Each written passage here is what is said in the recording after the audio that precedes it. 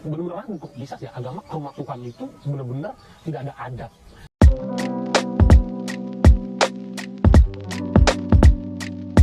Ya, kali ini kita akan coba luruskan statement tipu-tipu dari mualaf ini. Ya, dia adalah orang yang baru mualaf dan kemudian dia menyampaikan apa yang sebenarnya dia tidak tahu tapi bikin diri sok tahu. Dan bahkan saya ragu 1000% bahwa dia ini mualaf, cuy. Kita langsung dengar aja videonya dan kita akan luruskan satu persatu. Saya pernah diskusi sebenarnya, bukan diskusi sih, ya ngobrol biasa sesama teman Kristen masalah Trinitas. Nah, Trinitas, tiba-tiba ngobrol masalah Trinitas ini, teman saya bilang, kok saya ragu ya? Kata dia gitu. Kenapa saya bisa ragu ya? Saya juga ikut ragu gitu loh. Iya, kok bisa ya? Tuhan itu ada tiga, Allah, Bapa, Roh Kudus. Sementara di Alkitab itu menyatakan, di ulangan berapa gitu, bahwa mengatakan Allah itu Esa, tunggal. Gitu. Dan itu saya makin memantapkan diri, kok bisa Tuhan tiga, sementara di Islam itu satu. Oke, di situ dia ragu bahwa kok bisa agama Kristen tuh Tuhannya 3, sedangkan dalam Alkitab dibilang 1. Itu karena kamu tidak tahu apa-apa soal Alkitab. Kamu tidak pernah baca Alkitab. Dalam Alkitab memang dikatakan bahwa Allah itu Esa. Yahweh itu satu. Esa, Yahid. Tapi kan kamu harus tahu bahwa Allahnya orang Kristen ya satu. Ya Allah yang Esa dibilang kitab ulangan itu, itulah Allahnya orang Kristen, satu saja. Tapi dalam menyatakan dirinya itu dalam 3 pribadi. Allah Bapa, Putra, dan Roh Kudus, dan itu tertulis dalam Alkitab. Kamu baca di dalam Kejadian dikatakan di situ bagaimana Allah menciptakan langit dan bumi. Roh Allah melayang-layang di atas permukaan air dan Allah berfirman. 3 pribadi Allah. Firman itu dalam Yohanes pasal 1 ayat ke-14 dikatakan bahwa firman menjadi manusia, yaitu Yesus Kristus.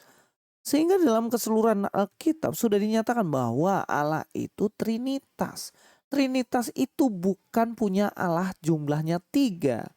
Tapi Allah yang Esa ini bagaimana? Allah yang Esa ini dia memiliki pribadi sebagai Allah pencipta, Allah penebus dalam Yesus Kristus, Allah kebenaran yang membuat orang masuk dalam kebenaran, yaitu Allah Roh Kudus.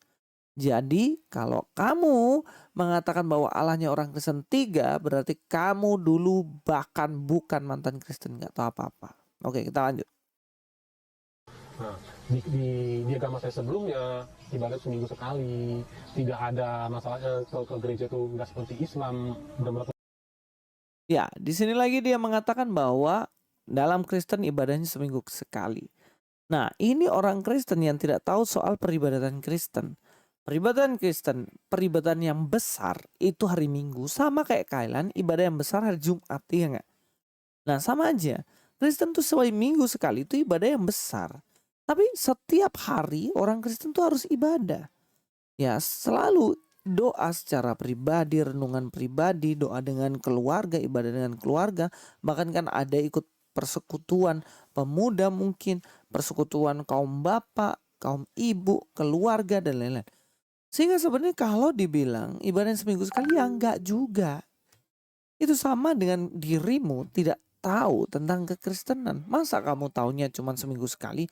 Hanya orang muslim yang taunya orang Kristen ibadah seminggu sekali. Karena ketika ibadah di rumah, diapain? Dipalang, dilarang-larang.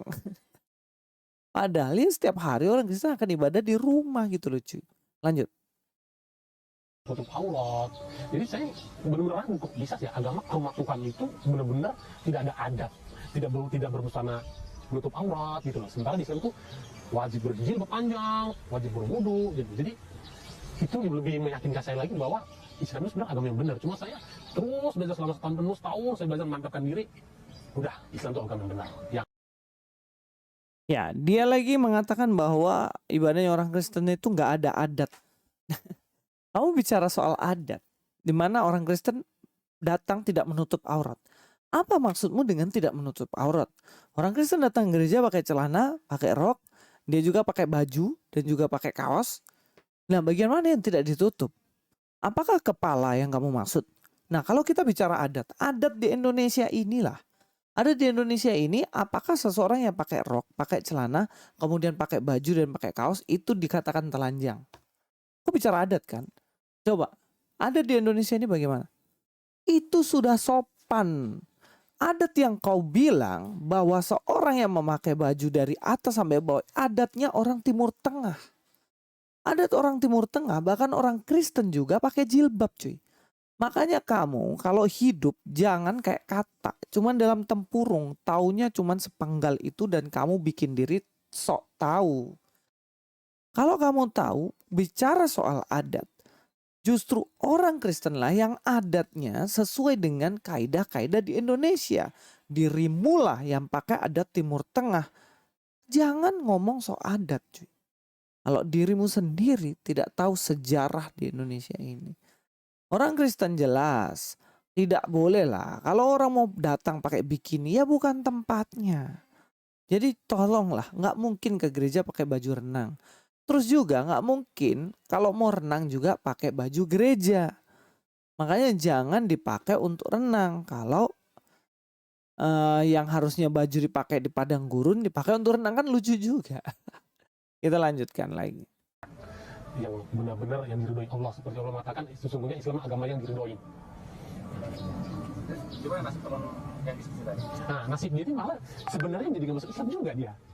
Nggak Muslim, cuma dia belum pernah bilang ragu juga saya. Tapi nggak masuk Islam ya mungkin Allah udah ngasih hidayah, cuma dia nggak mengambil hidayahnya mungkin. Bahwa Islam itu memang mentauhidkan Allah dan setiap Islam dijamin masuk surga. Kata Rasulullah SAW, setiap hambaku pasti masuk surga katanya. Ya, dikatakan bagaimana dari dulu nggak ada, Kristen tuh nggak ada.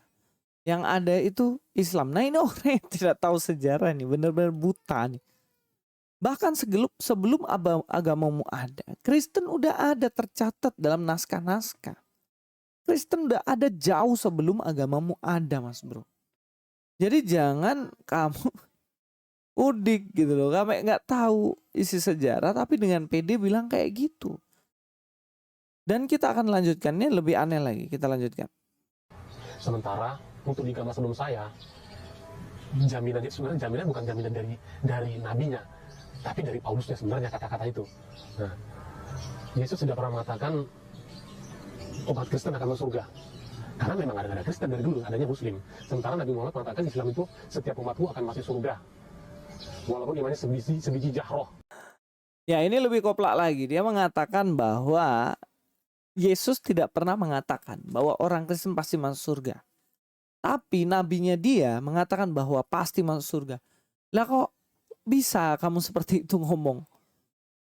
Kok bisa? Sekarang dalam Kristen ya, Yohanes 3 ayat 16. Barang siapa percaya kepadanya tidak akan binasa, melainkan beroleh hidup kekal. Pasti memperoleh hidup kekal. Pasti masuk surga. Itu jaminan dari Yesus, bukan Paulus. Makanya kalau ada ibadah jangan bolos Pak D. Kalau ada acara sekolah minggu jangan kamu alasan nonton film kartun Sun Gokong. Gak akan kamu tahu apa-apa soal Alkitab. Di dalam kitab Yohanes pasal 14 ayat 6. Akulah jalan kebenaran dan hidup, tidak ada yang kepada Bapa kalau tidak melalui aku. Itu sudah jelas. Dan itu tidak bisa diganggu gugat lagi. Itu yang ngomong Yesus, bukan Paulus. Mengerti? Di dalam kitab Yohanes pasal 14 juga dikatakan bahwa aku ke rumah Bapa dan di mana aku berada nanti kamu akan berada. Berarti di mana Bapak? Surga. Dalam Alkitab banyak sekali menjelaskan bahwa jaminan keselamatan ada dalam Yesus Kristus. Kenapa kamu bilang begitu? Dulu pernah Kristen apa enggak? Jadi mualaf monggo, tapi jangan nipu-nipu juga. Oke, terima kasih. God be with you.